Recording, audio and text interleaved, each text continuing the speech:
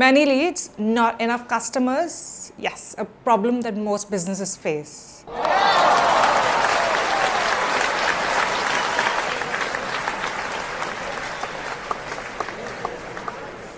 Hi, I'm Shruti. I'm an entrepreneur and I know the pain any entrepreneur goes through. So, with my experience, I've created 5 simple steps that you can apply to any business and see your leads become customers. Here's how. Every business wants sales, needs sales, and loves sales. So, let's understand what sales can really mean. The step 1, sketch. Have a plan. Know what your potential customers might need to really go from being potential to customers. Talk to your existing customers. Understand the points that worked for them. Understand why they choose to do business with you. That is your power tool.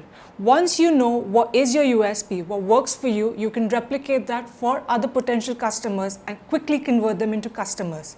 You need to, in this step, plan, create the relevant materials, brief your team, and ensure everyone is equally equipped to understand the business and the potential customer to make your lead to conversion. Step 2, analyze. Yes, after you plan, you need to analyze as well. Why? Because you need to know who exactly is your customer. You need to understand which person is most likely to benefit from the service that you have to offer. It's not that I'm happy to sell it to everyone. Gone are the days when you had salespeople who claimed to be the best because they could sell a comb to a bald man or an igloo to an Eskimo. Because that's a one-time sale. That's not what you're interested in. You want repeat business, word of mouth, recommendation from your customers. And for that, you need to give them value. And value comes from understanding your business and understanding which customer would benefit from them the best. Hence, you need to analyze, create a list of customers, create a list of services that would work best for those customers, and then move forward. Third, lies. This is a very, very important step. Most businesses start from this step. They skip the first 2 steps. And that's why they'll end up being either underprepared to meet the customer or even tell them more about the business that could be relevant to what the customer's business is about. And hence, don't skip the first 2 steps. You need to do it. You have to give it that time. It's very important. Now, in this step, when you are looking at liaising, meeting new customers, what you need to do is, of course, you would have to do cold calls, connect with other customers, find different leads, set up that meeting, but don't hound people for that meeting. Go through the professional route of sending an email, following it up with a call. You need to catch the customer when you think they are, looking to connect with you. There's a secret tool. So when you send anybody an email, you can install an app called MailTrack. That allows you to know when your customer is reading your mail. Call them at that moment. You have their full attention. They are reading about what information you've sent them, and that helps them have a better conversation about what you have to offer and more likely to get the meeting that you've been looking for.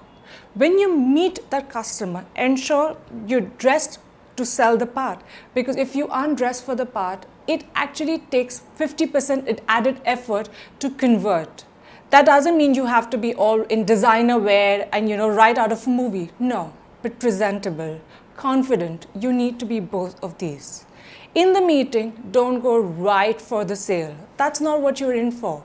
Selling has to be a byproduct of that meeting, not the objective of the meeting. The objective of the meeting is to getting to know the customer, what their business is about, what is it that they're working on. You may have gone in with a view that X service is what I need to sell to the customer. But through this conversation, you realize the customer with an immediate need needs your service Y. You do provide it, but it's the service Y that will get you your step through the door and not your service X. If you push for service X, which is not the immediate requirement, they may put it on the back burner and it may take longer to convert. That's why you need to ensure you're having a conversation. Talk to them, understand what their business is about, what their customers are about, and then make an offering, make a proposal. Once you make the proposal, that's when comes the next step. Step 4, engage. There are a lot of salespeople who believe that you need to call the customer 20 times to show them you're interested, you are on it, you follow up with them. But a lot of times, in my opinion, that pisses people off, because after a point they're like, I can't deal with that person, because it's not about just making that sale. That's also a demonstration of what they are in for after the sale is done. So ensure while you follow up, you also give it some time. You're not on their nerves, you're not constantly calling them literally every day, because that also shows you are desperate. And when you're desperate, you lose your edge to negotiate. Even you need to negotiate. The most important thing is that you don't close the sale based on price. Why? Because your competition has to just give a better price than you and they'll snag the client. When you give them qualitative aspects about your business that works for them, it's very hard to take that client away. The client continues to have a longer term relationship with you and build on multiple projects. And that's why price is not the best differentiator to have. If you thought just getting the customer on board and you're done, hell no. That's where comes step 5, service.